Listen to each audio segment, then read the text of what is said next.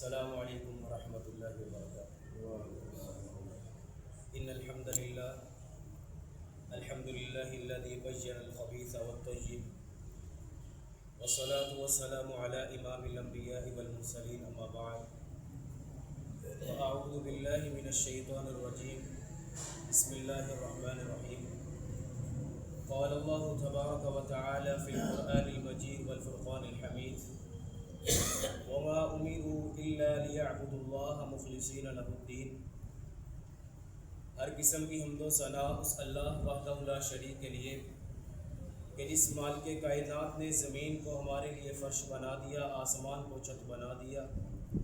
لاکھوں درود و سلام ریت کے ذرات سے زیادہ، پانی کے قطرات سے زیادہ اور ذہن کے تصورات سے زیادہ پیغمبر انقلاب جناب محمد رسول اللہ صلی اللہ علیہ وآلہ وسلم کی ذات اقدس و اطہر و اعلیٰ اور بالا واسطے۔ حضرات، صحیح البخاری کی ایک روایت ہے جس کے راوی حضرت ابو ہریرہ رضی اللہ تعالی عنہ بیان کرتے ہیں، قال رسول اللہ صلی اللہ علیہ وسلم انما الاعمال بالنیات، اعمال کا دار و مدار، اعمال کا انحصار نیتوں پر ہے۔ جو شخص جو عمل کرتا ہے اللہ تعالیٰ کو اس میں مطلوب جو چیز ہے وہ نیت ہے۔ اسلام کا جو بھی عمل ہو، جو بھی فعل ہو، نماز ہے، روزہ ہے، زکوٰۃ ہے، حج ہے، اللہ رب العالمین کو ہر عمل میں جو چیز مطلوب ہے وہ نیت کے ساتھ، اخلاص کے ساتھ عمل کرنا ہے۔ اور جامعہ ترمذی کی روایت کہ رسول اللہ صلی اللہ علیہ وسلم اپنے صحابہ کے ساتھ مسجد میں موجود ہیں۔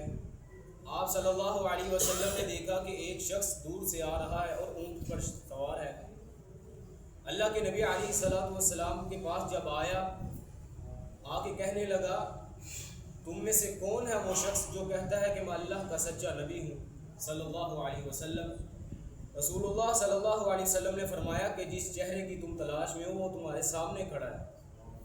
آپ علیہ الصلوۃ والسلام اس سے گفتگو فرما رہے ہیں، اور حتیٰ کہ آپ علیہ الصلوۃ والسلام جب گفتگو فرما رہے ہیں، جب آپ نے فرمایا کہ وہ چہرہ مبارک تمہارے سامنے ہے، لقد ہم وجہہ، اس کا چہرہ خوش ہو گیا، اس کا چہرہ چمکنے لگ پڑا۔ گفتگو فرما رہے ہیں اور اونٹ نے پاؤں اٹھایا اور پاؤں کسی بل میں گھسنے کی وجہ سے اونٹ سے گر گیا۔ وہ آدمی، وہ شخص جو آپ صلی اللہ علیہ وسلم سے بات کر رہا تھا، وہ گر گیا۔ اللہ کے نبی علیہ الصلوۃ والسلام نے صحابہ کو حکم دیا، یا عمر علیک بالرجل، اس آدمی کو پکڑو، میرے صحابہ اس آدمی کو پکڑو۔ کیا معلوم ہوا؟ دیکھا جب گرا ہے تو موت اس کو اپنے آغوش میں لے رہی ہے۔ کس کی طرف سفر کیا؟ اللہ کی طرف سفر کرنا شروع کر دیا۔ اللہ کے نبی علیہ الصلوۃ والسلام دیکھ رہے ہیں، صحابہ فیقعدان ولا یقعد ویحرکان ولا یتحرک، اس کو بٹھاتے ہیں وہ گر پڑتا ہے، اس کو حرکت دیتے ہیں وہ بے حرکت ہو چکا ہے۔ اللہ کی طرف سفر کا آغاز ہو گیا اس کا، اور دیکھا کہ آخری سانس لے رہا ہے۔ اللہ کے نبی علیہ الصلوۃ والسلام نے فرمایا کہ میرے صحابہ، اس سے میری التماس ہے کہ یہ گواہی دے شہادت اللہ الہ الا اللہ، اس نے کلمہ پڑھا۔ اللہ کے نبی علیہ الصلوۃ والسلام نے فرمایا، یہ جو شخص عمل کر رہا ہے نا، اگر اس کے بعد یہ کس نے حج کو چکا، کوئی حج نہیں کیا، نہ اس نے نماز پڑھی، نہ روزہ رکھا، لیکن کلمے کا اخلاص اتنا تھا کہ اللہ رب العالمین، میں نے دیکھا فرشتے آئے ہیں اور یہ اپنے ہونٹ کھول رہا ہے اور جنت کی نعمتیں اس کو کھلا رہے ہیں۔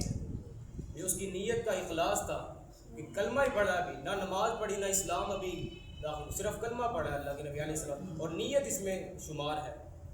اور جامعہ ترمذی کی ایک اور روایت جو آپ نے سنی ہے، مشہور روایت ہے کہ 3 آدمی جو اللہ رب العالمین جن سے جہنم کو بھڑکائیں گے، پہلا شہید جو اللہ کے راستے میں شہید ہوا، دوسرا وہ قاری قرآن، وہ عالم دین جس نے اللہ کا قرآن سنایا، اور تیسرا اور آخری وہ شخص جو مالدار ہے، سخی ہے۔ تینوں اللہ کی عدالت میں آئیں گے۔ شہید آئے گا، اللہ کہیں گے ما عملک، تیرا عمل کیا ہے؟ شہید کہے گا، اللہ میں نے تیرے دین کی خاطر تیرے راستے میں اپنی جان کو قربان کر دیا۔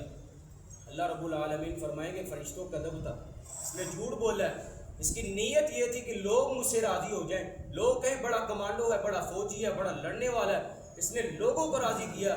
آج اللہ کے پاس تیرے لیے کچھ نہیں ہے، تیری نیت یہ تھی کہ تو لوگوں کو راضی کرے، اللہ کو راضی نہیں کر سکا۔ فرشتوں پکڑو اس کو، الٹے منہ پھینکو جہنم میں اس کو، معاذ اللہ، استغفر اللہ، اللہم لا تجعلنا منہم۔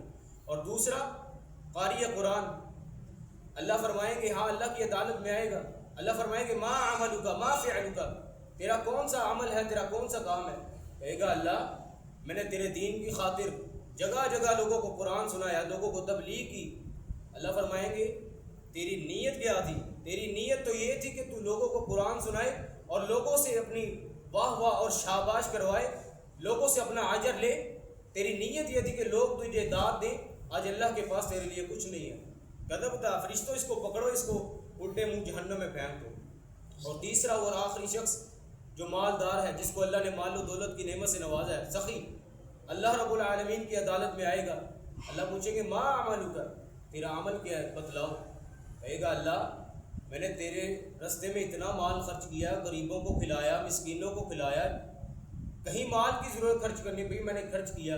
اللہ رب العالمین فرمائیں گے کذب ہوتا فرشتہ، اس نے جھوٹ بولا ہے، اس کو بھی پکڑو، الٹا منہ جہنم میں پھینک دو۔